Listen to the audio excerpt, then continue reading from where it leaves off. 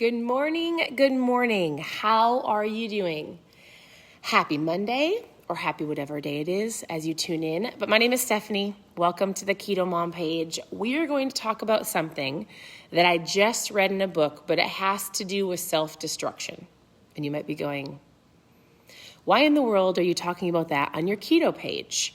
So if you know me at all, if you've been here for any amount of time, that you know that I talk about the value of reading and your mindset, because if this isn't right, then the rest of this probably is not going to get to where you want it to go, right?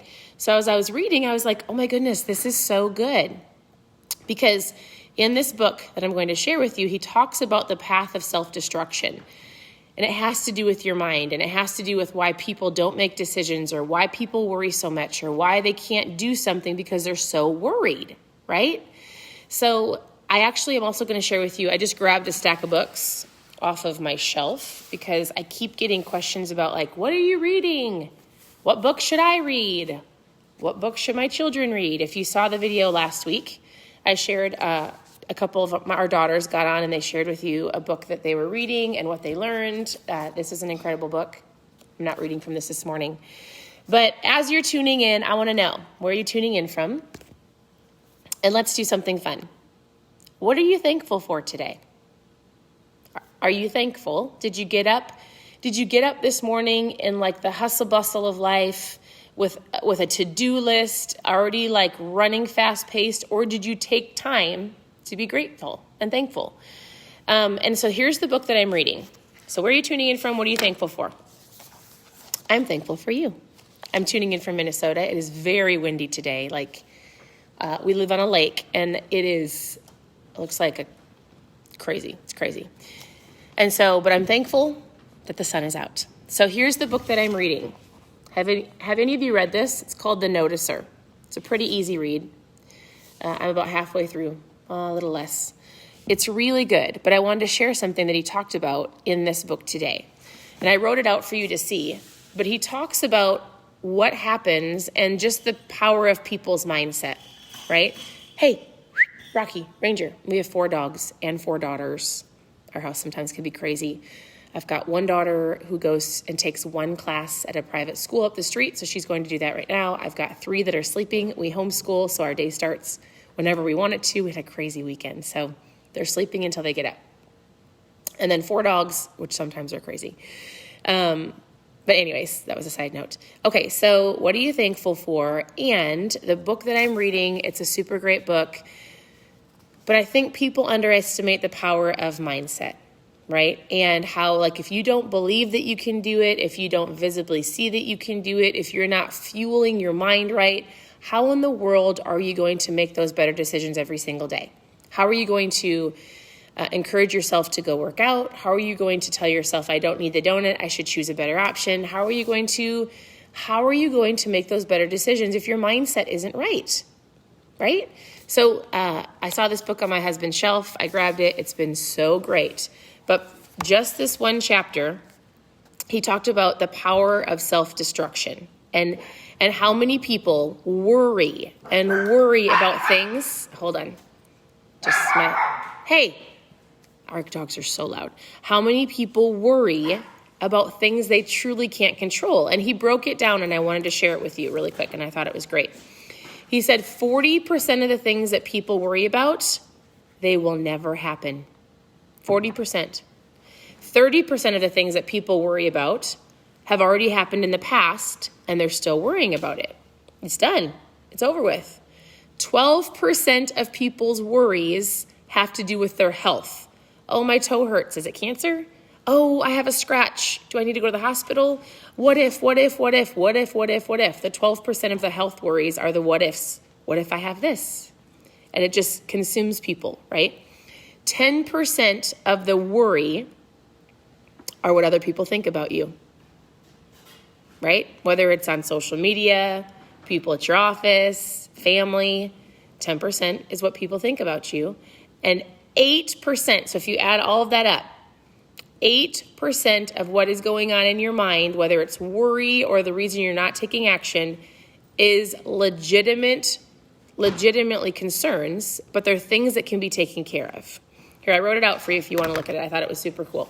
So, most of the things that are probably on your mind when you wake up in the morning do not need to be there, right?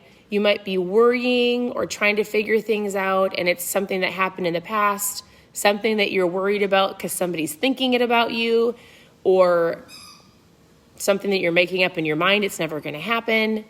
And 8% is something that actually needs to be taken care of. So in the book, the man was like, how do I take care of it? And he said, I want you to get up every single morning. And this is why I asked you, what are you thankful for? He said, for the first 10 minutes, as you're walking around your house, as you're making your coffee, as you're making your ketones, as you're getting breakfast ready, as you're just getting ready, make sure you have a notebook by your bed. And he said, as you're walking around, I want you to legitimately write down the things you're thankful for. Don't think about it. Don't just think. But he said, write it down. Because if you dive into your day, which I do often too, I flip open my phone, I'm trying to fix people's problems, answering questions, teaching people how to eat. What isn't that? I mean, like, your day can easily be started by other people's worries or fears or questions or concerns or judgment, right? But if you get up in the morning, my husband's really great at this. He says, every morning before my feet hit the floor, I tell myself and I say what I'm thankful for. This man would say, write it down, carry the notebook around with you because it gets it in you. What are you thankful for? What are you thankful for? And are you reading to fuel your mind right? Now more than ever, I talk about this a lot, whether it's on my stories or whether it's here. Our family really understands the power of mindset. Is it truth? Is it trash? Are you really digging yourself a hole with self-destruction and things you're worrying about that don't need to be worried about? Or are you fueling your mind with truth and reading good books and listening and watching and even the people that you're around? Did you know that you are like the 5 people you hang around with? So if you don't feel like you are where you want to be, look at the people that you're around. It doesn't mean you've got to get rid of friendships, but are you around people that are going to grow you? And do they inspire you? Do they encourage you? If not, you need to find a coach. You need to find a mentor. You need to find a community that is going to grow you. I hope coming here grows you. My hope is that we can inspire you and help you. But it's not just going to be here. Like, who do you spend your time with? So this book is great if you're looking for a new book. I was going to also show you a couple more books for those of you who've been asking. So this book, my daughter read. She gave you guys all a little speech the other day. It's awesome. This book I love. It's called The Circle Maker. I love this book. And I will tell you something. One of my friends messaged me, her name is Tisha, the other day, and she said, you're always telling us to listen to things. And I'm like, listen to a podcast, listen to a book. But I do love to own the book so that maybe I didn't make time to read that day, but I can scroll through and I can just look at all of the highlights and all the things that I've done that day, and it might just remind me of something, right? So I love to physically own the books as well. I have not read this book. My husband has read it, and he thinks it's great. Rich Dad, Poor Dad. There's a book I don't have on my shelf that's coming this week, and it's called Think and Grow Rich. The author who's the author? Napoleon Hill, which I have the other book right here. Okay, you might go Think and Grow Rich. It's not what you think. It's incredible. Our girls will be reading that book. Some of you asked, what books are you having your kids read? Our kids are reading, even at 13 years old, all of these books that we are reading because I want them to grow up with a positive mindset so they can take control of their situations and not have other people control their life. So Think and Grow Rich, Napoleon Hill. He also wrote this book. This has a powerful message in it. It's called Outwitting the Devil. This book actually was not allowed to be printed until him and his wife had passed away. His wife thought, I don't want people thinking things of me. Remember that 10% of worrying about what people think of you? She had that 10%. The wife would not allow this book to be printed until she passed away. It's incredible. So Think and Grow Rich and Outwitting the Devil, unbelievable books. I haven't read this one, but I think my husband has, The Compound Effect. He keeps getting these books. He's building up our library for our children. This one a lot of people have told us to read, The Power of Moments. Super great. Here's ones that my husband said this morning he was super excited for our girls to read. The Go-Giver. Do you want to share anything about these, or do you not want to come into my live today? He's going to find something to share with you. The Go-Giver is great. These are great. I talk about this book probably every week on my stories. Every week.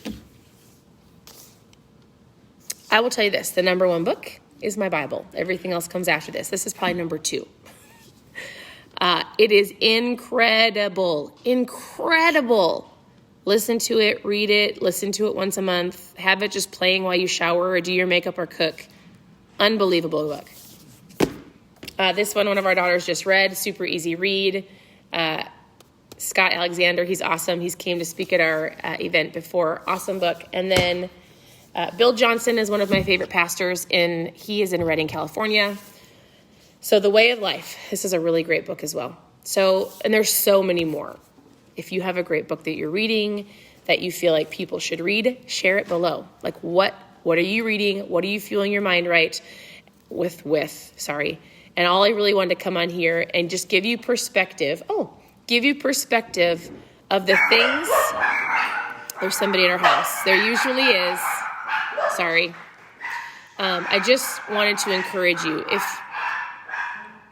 If you woke up with worry or you're anxious or you're fearful or you feel like you're going down a path of self-destruction, if you can get your mindset, hey, there's no reason for that. If you're going down that path, I want you to remind yourself this. Here's the last thing I'll say, and I'll remind you of it. 40% of the things that you worry about will never happen. 30% have already happened in the past, right? 12%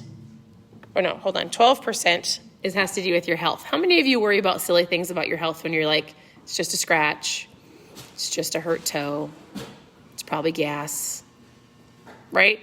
10% of worry is what people think of you, and it doesn't matter what people think of you, because if they really are worried or if they're really like being judgmental, then they're not your friends. There are lots of people on here that love to tell me what they think of me, and I love to press the delete button and say, I don't need you in my life, and they get banned. Not offended. Not offended. I've grown a lot in that area, especially when you are on social media. You've got to have some thick skin. It's not a big deal. They don't have to be your friends. And then lastly, 8% are things and concerns that maybe you're worrying about. So write your gratitude list and then write the things that have to get fixed, and you can fix them. So that's all I had. Here's another book that Steve handed over. He does not want to talk to you guys today. Should I make him come over here? Winning the War in Your Mind is what our daughter's reading right now. She's 13. So this is the next book that she's reading. Do you want to say something here. Amazing? Hello, okay. Keto Moms from all over the world. Is there any dads on here today? Oh, no. Okay. Do you want to say anything about reading or what you're reading? Yeah, I think it's important because, as you're saying, all of the things that we worry about, I really think it starts with your mind. So this is from our pastor, Craig Groeschel, Winning the War in Your Mind, Change Your Thinking, Change Your Life. Amelia is going through this one right now. Mm-hmm. And I think in anything in life, you could even look at the stack of these books and you may even feel overwhelmed because you're like, oh my goodness, this whole list of books. But just remember, it's about getting better every day. It's about getting just a little bit better every day. Don't get so overwhelmed if you're looking at your tasks, your to-dos, the things around the house that you haven't yet finished, the stresses at work, all of those things. Just take one bit at a time. Take one step at a time. I think Stephanie's mentor said it best a few years ago when we learned this, but you can get so overwhelmed with a lot of things and you can worry about so many things, but just focus on the next thing. Focus on that next thing, and after that, just focus on the next thing. Right. Don't worry about the whole entire list. We always talk about habits. We love habits. This is a book that's really fun. This is what Annie's reading right now. So Annie's our 7-year-old. It's called Here, back it up a little bit. This way. Where are we? Okay, there we go. Camera. The Energy Bus. So they even have great books for kids at a young age to help them understand the power of their mind. Right. So I guess the other thing that I would say is don't get so, with this whole list of books, I would say there's books in this pile that we've read how many times? I've read Outwitting the Devil 12 times. I've read The Last Arrow and I'm probably every month. Going to read it again and again and again. And because the reason is, remember, you're always at a different level in life. You got a different perspective in life. Sometimes when you go through some of those worries or you overcome some of those things that never happened, it gives you a different perspective. It gives you a different outlook. It gives you a different lens to look through. And what's so great is you come back to the book or you come back to a lesson and you're like, oh, I see it completely different. And so I guess my encouragement for you all tuning in today is just know that you've got it. Know that there's more in you. Every day, do a little bit more. Do a little bit more to become a little bit better, and plug into the community. Share this community with others. Reach out to Stephanie. She's awesome. I mean, I love the fact that she gets to help thousands of moms all over the world become a better version of themselves. And so it's neat because your stories, your inspiration, your life change, it inspires her to do more, to be more. And I think that's what's really cool is the more you grow, the more she grows, the more she grows, the more you grow. That's a really great system. And so I just wanted to say thank you to all the moms and the dads who add value to this community. And if there's anything that you ever want to learn or grow from, like let Stephanie know. She's an open book. She's always open to feedback. And I know she said, like, I'll delete people, but the reality is... I just delete the really mean ones. And at the same time, too, what's also there are fun some mean is people when... out there. Don't be a mean person. Yeah. Life is too good, and most people live on $2 a day. I just think about that. I would just say this, hurt people, right? Yeah, so it's people, not like people. You have to delete people. I joke about that, but some people can be mean. She doesn't. And she works with a lot of very I will tell them who, nicely what I say, and if they can't handle it, then they have to be deleted. Yeah, I think you're great. So, keto moms all over the world, become a better keto mom. Anyway, so thanks for sharing, babe. Okay, so we are going to let you go. Start your day off with gratitude and perspective, right? Perspective can change a lot of things. So this book was about perspective. I thought it was great. Mom doesn't have to even eat keto. I just realized that. Yeah. Don't pigeon yourself. He's like, a keto mom doesn't even have to eat keto. So thanks for being on here. Mom or not mom, person, dad, business owner, runner, athlete, kid. So we appreciate you. Have a wonderful day, and we'll talk to you soon.